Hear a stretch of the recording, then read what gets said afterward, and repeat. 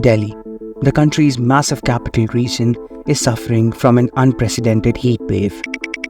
With the mercury nearing and even crossing 50 degrees, the Indian Meteorological Department has issued a red alert due to extreme heat. 2024 has also been the year with the longest streak of days registering a maximum temperature of over 40 degrees. But while the city reels under the sun, data shows that this heat stress will only increase in the coming years, especially in dense urban conglomerations like Delhi. But why just urban areas? Isn't climate change affecting everyone? The reason, as per experts, is simple: the formation of urban heat islands.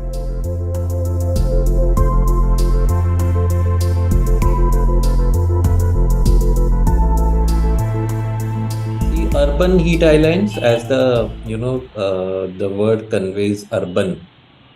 So in urban areas we are finding various zones which within the city which have comparatively higher temperature compared to their surrounding areas as well as to their vicinities. So these urban heat islands are generally now being more getting more pronounced because of the urbanization, because a lot of these concrete structures are being built. So the concrete structures, whether they are buildings or the road pavements, so they absorb heat. So they absorb much more heat compared to the green areas or the areas which have blue cover in the sense of water bodies. So their ability to retain heat is much higher. So these areas then further actually they radiate heat, and because of which the temperature in these areas are comparatively higher, both in the days as well as in the at the nights. These heat islands are present around the city, but some areas are feeling the heat way more than others, both figuratively and literally. The average land surface temperatures of areas like Najafgarh, Narela, and Badarpur were nearly 5 to 7 degrees higher than areas like Central and New Delhi. The people who are most impacted by the heat or the casual laborers, the street vendors, the daily wage workers. But most of them, they report cases of heat exhaustion, so they are not able to come to work for a couple of days. So at homes also, a lot of their medical expenses cost increasing, the cooling costs increasing. So a lot of their incomes is actually also spent on purchasing of medicine and the ways how they can cool themselves to the impacts of heat. And generally what we have found is that there is a livelihood loss of 3 to 4 days during a month. So they are losing 3 to 4 days within a month, and also their number of productive hours they go down. So while might be they were doing business for 10 hours a day, what now it reduces only to 6 to 7 hours a day. So it's productivity loss, it's livelihood loss, it's increased expenditure, and they have no choice actually, because they have to live with the heat to earn their wages. दिक्कत तो बहुत सारी आवे जी, गर्मी में काम नहीं कर पाते, लोग निकल नहीं पाते, माल बहुत ज़्यादा नुकसान होता है जी, बहुत नुकसान।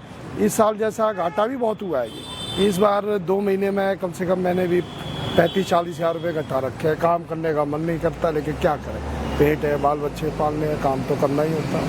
बीमार हो गए, अकेला कमाने वाले हैं, कौन करे। Gender also becomes here extremely important, because if we look at women, particularly those who are belonging to low income households, they may face greater challenges due to increased exposure to heat, because the whole responsibility of domestic chores lies on the women.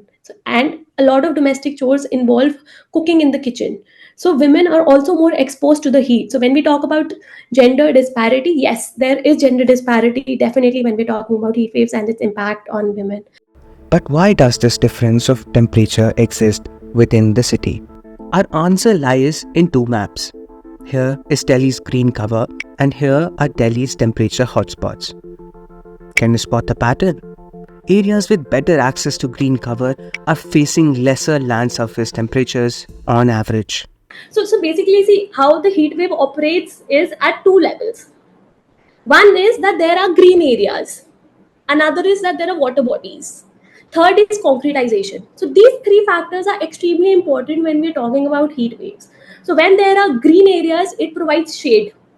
When you have water bodies, it provides moderation of the temperature, right, which helps to keep the areas cool. However, when there's a lot of concretization, when there's a lot of urbanization along with high population density, which is also very specific to these areas, the urban highland heat effect increases. So when I Experts have pointed out that access to trees and urban forests vary greatly between high income neighborhoods and lower income or densely populated areas. Moreover, with time, upscale areas of a city have generally been associated with sprawling greens and white spaces, while barren concrete jungles devoid of trees are linked to urban slums. While we know that some parts of Delhi are much more greener, like South Delhi, while some parts like Narela and Mungeshpur, which are consistently reported high temperatures, so there the green cover is lesser than 8%. So that's also one of the reason, which is causing the higher temperatures in these areas. Though Delhi's green cover is close to 23%, when we look at the equity in terms of distribution of these green covers, so that is not consistent. So other than South Delhi, we have most of the Delhi wards which have less than even 10% green cover. So there's no uniformity in terms of implementing this the greening solutions within the city.